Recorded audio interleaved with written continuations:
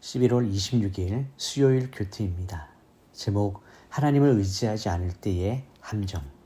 본문 여호수아 9장 1절에서 15절까지 말씀입니다.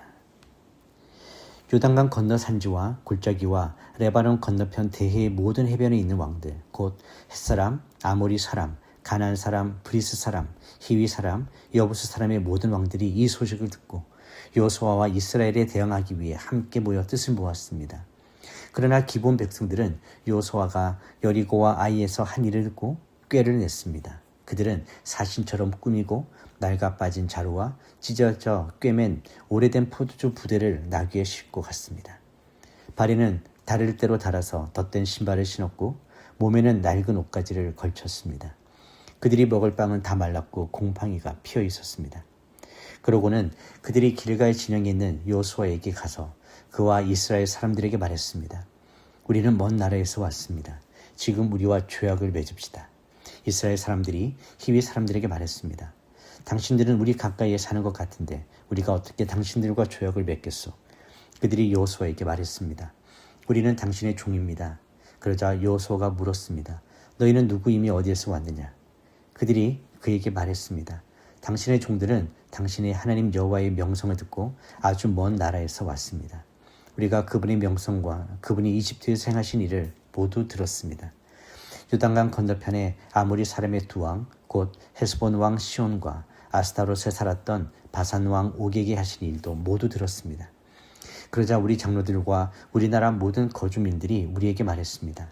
양식을 챙겨 길을 떠나라. 가서 그들을 만나 우리가 당신의 종이니 우리와 조약을 맺자고 그들에게 말하라. 우리의 입방은 우리가 당신에게 오려고 떠나던 날 집에서 따뜻한 것을 싸가지고 온 것입니다. 그러나 보십시오. 마르고 곰팡이가 피었습니다. 우리가 가득 채워온 이 포도주 부대도 새 것이었는데 이제 다 터졌습니다. 우리 옷과 신발은 길고 긴 여정으로 다 닳았습니다. 그러자 이스라엘 사람들은 그들의 양식을 취하고 어떻게 해야 할지 여호와께 묻지 않았습니다. 그리고 여호수아는 그들과 화친을 맺어 그들을 살려준다는 언약을 맺고 회중의 지도자들도 그들에게 맹세했습니다. 본문 요약입니다. 가나안의 여러 왕들은 이스라엘을 대적하기 위해 연합합니다.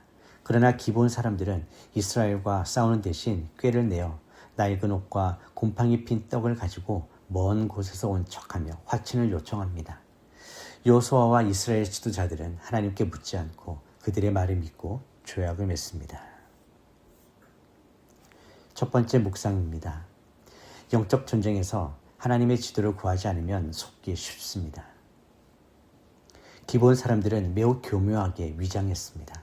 그들은 낡은 옷과 음식, 정중한 말, 겉으로 보기엔 신뢰할 만했습니다. 그러나 그들의 속셈은 이스라엘을 속여 생존하려는 것이었습니다. 문제는 그들의 꾀가 아니라 여호수아와 지도자들이 하나님께 묻지 않았다는 데 있습니다. 하나님의 인도 없이 인간의 판단만으로 결정할 때 우리는 쉽게 속고 함정에 빠집니다. 신앙의 여정에는 겉모습만 보고는 분별하기 어려운 상황들이 있습니다. 하나님께 묻고 그분의 뜻을 구하지 않으면 영적 분별력을 잃고 잘못된 선택을 할 수 있습니다.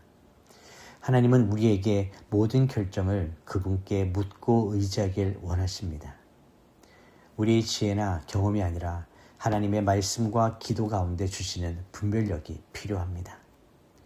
기도하지 않는 결정은 겉으로는 좋아 보여도 영적 함정을 가져올 수 있습니다.